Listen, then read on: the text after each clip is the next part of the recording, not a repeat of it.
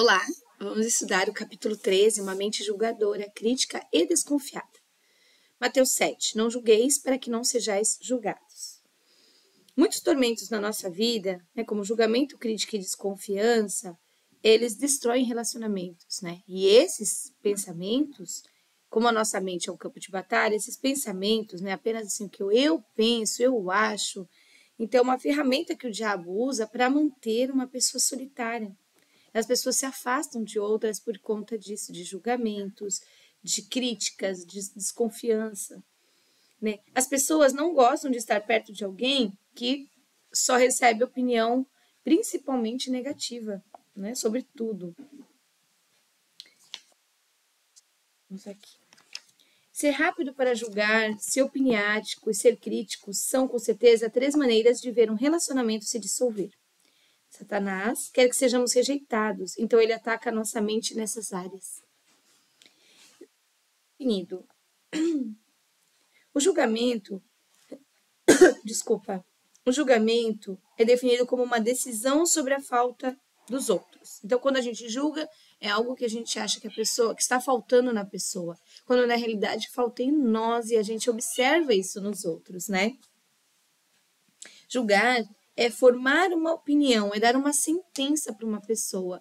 Então, o único que pode nos julgar é Jesus, Deus pode nos julgar, Claro que dentro, da igreja, dentro, quando a gente conhece a palavra, é claro que a gente não pode condenar uma pessoa, Mas nós podemos sim exortar, orientá-las. Se ela não estiver vestida adequada, você vai falar que não está vestida adequada, Fazendo uma crítica, mas sempre com amor, Nunca assim, nossa, você tá horrorosa, não é assim que se veste, não, Mas você vai falar, olha, a roupinha que você está é linda, mas não é o momento para utilizá-la, não é o local adequado.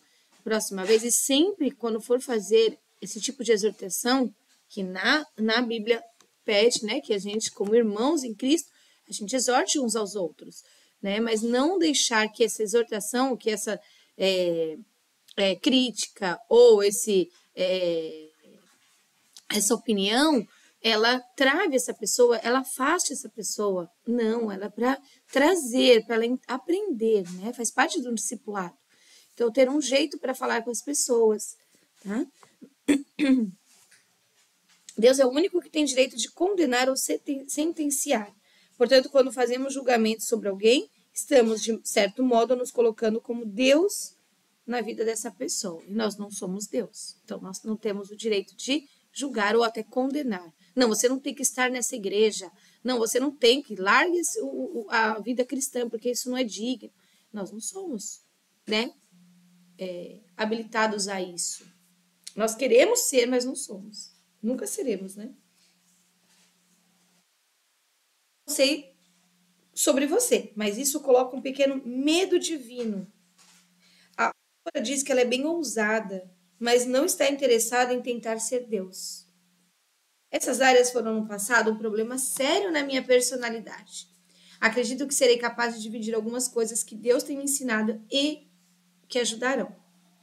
Críticas, opiniões, julgamento parecem ser parentes, então vamos discuti-los juntos como um problema gigante. Devemos perceber que temos nossa própria maneira de ver as coisas. Gostamos de dizer às pessoas o que pensamos e esse é exatamente o ponto. O que eu penso pode ser certo para mim, mas não necessariamente ser certo para o outro e vice-versa. Até nós, como pais, mães, nós fazemos isso, A gente dá uma opinião ou faz uma crítica ou julga os nossos filhos de acordo com os nossos padrões de pensamento, o que nós achamos melhor, o que nós gostaríamos que acontecesse, Quando na realidade, quando a gente se coloca no lugar da pessoa e entende que somos diferentes uns dos outros, a gente acaba não fazendo esse tipo de apontamento, Podemos sim, claro, criticar uma roupa que o filho está usando, criticar um comportamento, julgar algo, a gente acaba fazendo isso como pai e mãe, mas sempre em amor e mostrando o porquê daquilo, Não simplesmente, não é para usar esse ponto, Não é para usar esse adereço, não é para usar essa roupa, não é para ir para esse local e ponto. Tem que ter sempre o porquê ali. Então aí faz sentido, né? E aí nós não estamos, porque Deus, ele julga a gente e nós temos que tentar saber o porquê, né, desse tipo de consequência, nós vamos buscar. E às vezes o filho não tem essa maturidade, então nós vamos ter que falar e mostrar o porquê que nós estamos fazendo aquilo, né? Vamos aqui. Orgulho, um problema do eu. Julgamento e crítica são frutos de um problema mais profundo, o orgulho. Quando eu em nós é maior do que deveria ser, ele causa esses tipos de problema que estamos discutindo. A Bíblia repetidamente nos adverte sobre sermos presunçosos, né? Nós não devemos ser presunçosos. Deus não deu um presente de graça por isso. Se formos presunçosos ou tivermos uma opinião exagerada de nós mesmos, então isso nos levará a desprezar os outros e avaliá-los como menos do que somos. E nós somos todos iguais, na realidade. Esse tipo de atitude ou pensamento é extremamente detestável ao Senhor e abre portas para o inimigo na nossa vida. São as brechas que a gente fala, né? Temor santo. Irmãos, se alguém for surpreendido em alguma falta, vós que sois espirituais, corrijam-o com espírito de brandura e guarda-vos para que não sejais também tentados. Levai as cargas uns dos outros e assim cumprireis a lei de Cristo. Porque se alguém julga ser alguma coisa, não sendo nada, a si mesmo se engana. Gálatas 6, 1-3. O exame cuidadoso dessa passagem mostra como devemos agir em relação à fraqueza que observamos nos outros. Demonstra a atitude mental que devemos manter dentro de nós mesmos. Devemos ter um temor santo do orgulho e devemos ser cuidadosos com julgar os outros ou ser críticos com eles. Vamos nós para julgar? Romanos 14.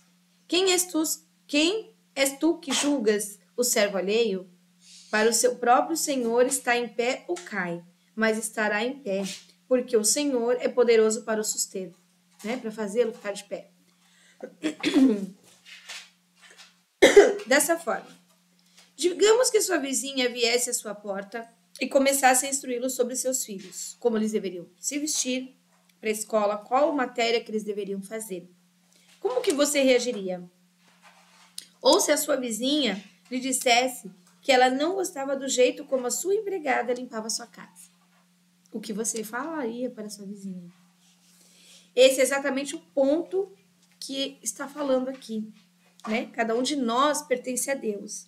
E mesmo que tenhamos fraquezas, Ele é capaz de fazer ficarmos de pé e nos justificar. Ele é justo conosco. Ele vai justificar, Ele vai nos condenar, Ele vai nos orientar. É Ele, né? Damos conta a Deus, não uns aos outros. Portanto, não devemos julgar uns aos outros de maneira crítica.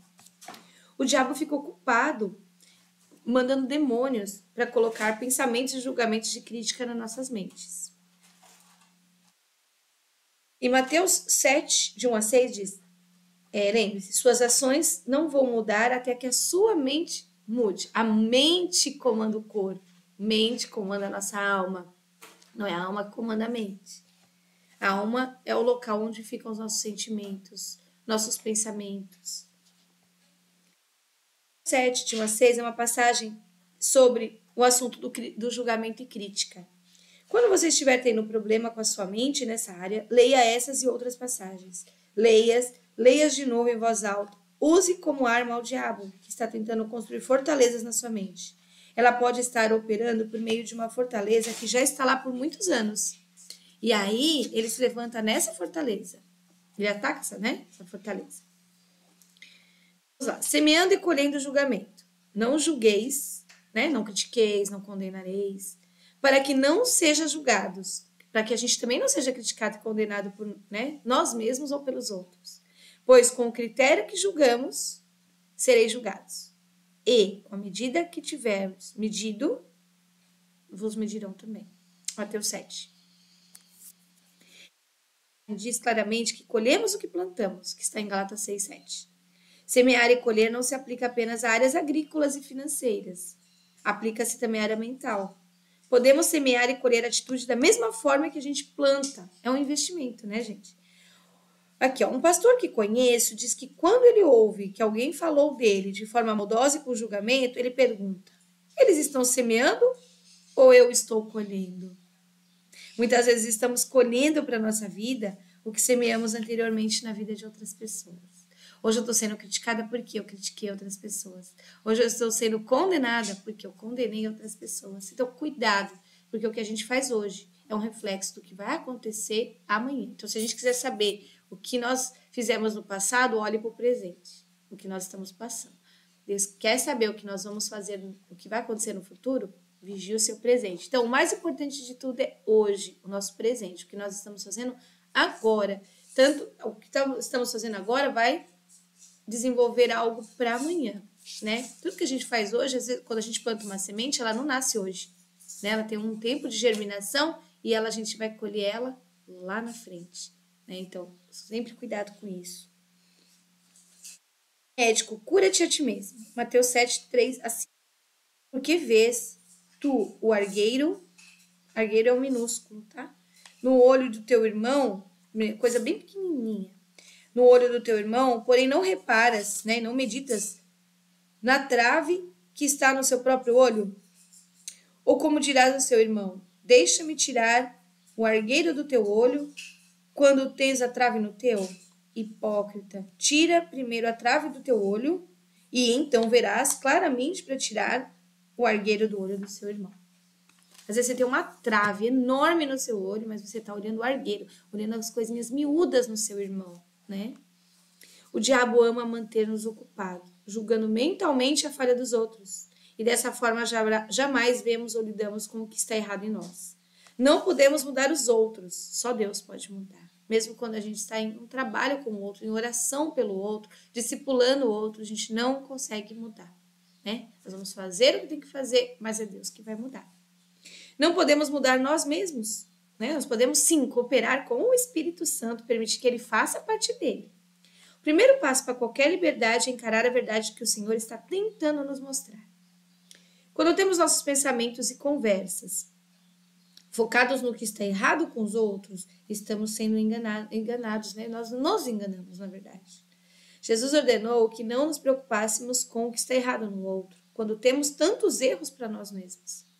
Permita que Deus lide com você primeiro, e então, aprendendo de forma bíblica, ajudará o seu irmão a crescer. Amai-vos uns aos outros. Creio que essa passagem está se referindo à nossa habilidade dada por Deus de amar uns aos outros. Temos a habilidade, uma ordem de Deus para nos amarmos uns aos outros, mas em vez disso, o que a gente faz? Julga e critica, né? Nós pegamos esse amor e jogamos para os cães e porcos, que são os espíritos demoníacos. E todo esse amor que ele nos deu para dar aos outros, né, para nos amar e dar aos outros, nós estamos desperdiçando, jogando fora. Precisamos entender que a caminhada do amor é proteção para nós contra ataques demoníacos. Não acredito que o diabo possa fazer mal a alguém que realmente anda em amor.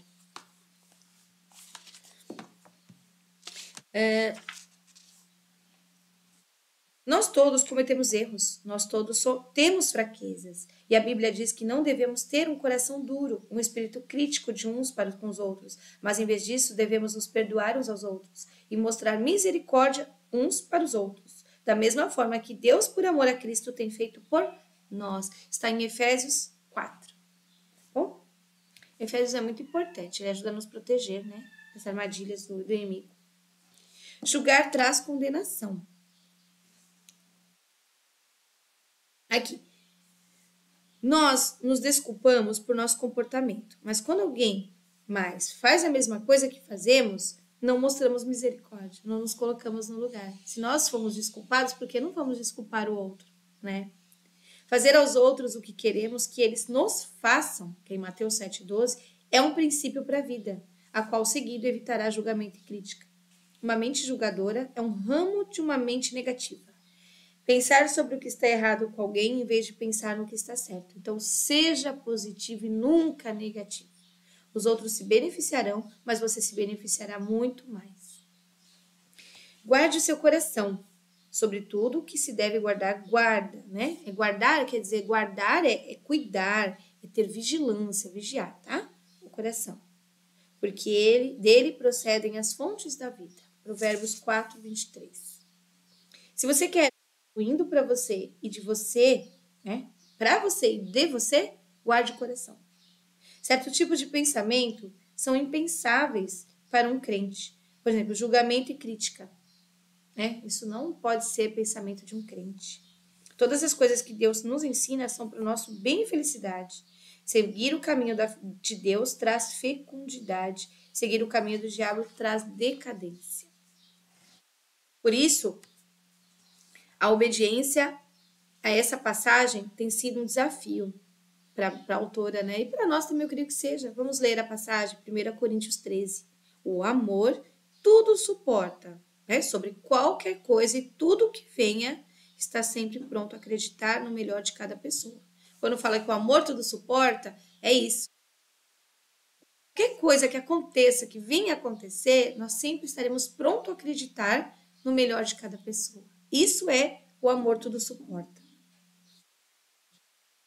Nós muitas vezes somos ensinados a sermos desconfiados, temer pessoas, né? Não ajudar pessoas, o que eu vou ganhar em troca? Muitas pessoas pensam isso. E não ajudar as pessoas porque existe a ingratidão. Então, coisas que foram colocadas dentro de nós através da criação de nossos pais, criação, né, a cultura escolar, né, a cultura do nosso meio, e às vezes nem é propositalmente claro, né? Mas o que a gente tem que fazer? Quando a nossa mente for envenenada, né, ou quando Satanás ganhar fortalezas na nossa mente, ela precisa o quê? Ser renovada. Como que nós renovamos? Lendo a palavra de Deus, colocando palavra, lendo, escutando, né? E isso vai renovando a nossa mente. Nós temos o maravilhoso Espírito Santo que está em nós, para nos lembrar quando nossos pensamentos estiverem indo na direção errada. Deus faz isso. Podem perceber, quando você vai julgar, você não se arrepende. Às vezes você fala, nossa, eu fui falar isso. Então, esse é o momento que o Espírito Santo fala, não deveria. Então, nós vamos lá nos redimir com a pessoa. Né? O homem natural pensa assim, ó, se eu confiar nas pessoas, elas se aproveitarão de mim. A maior parte pensa assim. Talvez, pode ser que sim, mas os benefícios superam de longe experiências negativas.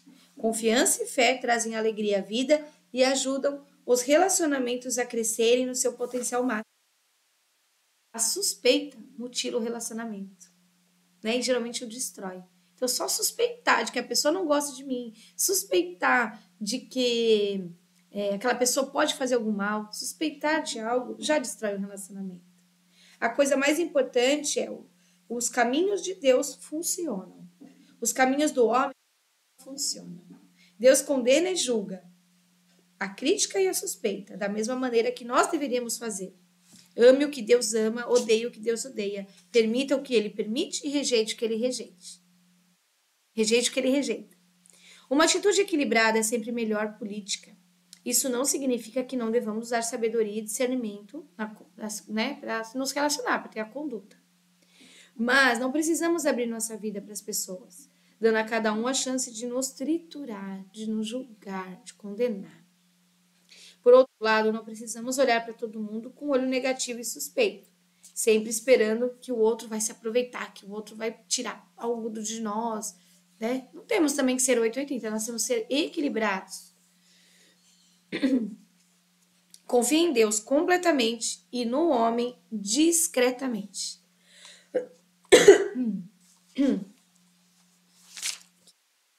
Sempre coloque confiança completa no Senhor. Assim, fazendo, abrirá a porta para o Espírito Santo, deixá-lo saber quando você está cruzando a linha do equilíbrio. Algumas pessoas acham que têm discernimento quando, na verdade, são apenas desconfiadas. Né? Não é que elas não estão indo por discernimento, elas não estão indo por desconfiança. Há um verdadeiro dom do Espírito chamado de discernimento do Espírito, que está em 1 Coríntios 12. Ele discerne não apenas o mal. A suspeita vem de uma mente não renovada. E o discernimento vem de um espírito renovado.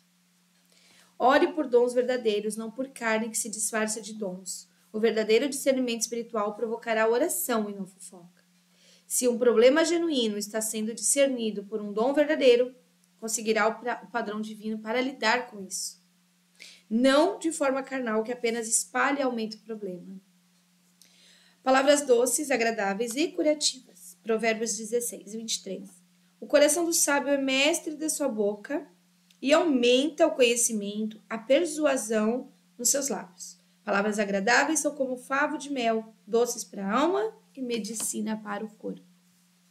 Palavras e pensamentos são como osso e medula, tão próximos que é difícil separá-los, né? Em Hebreus 4:12.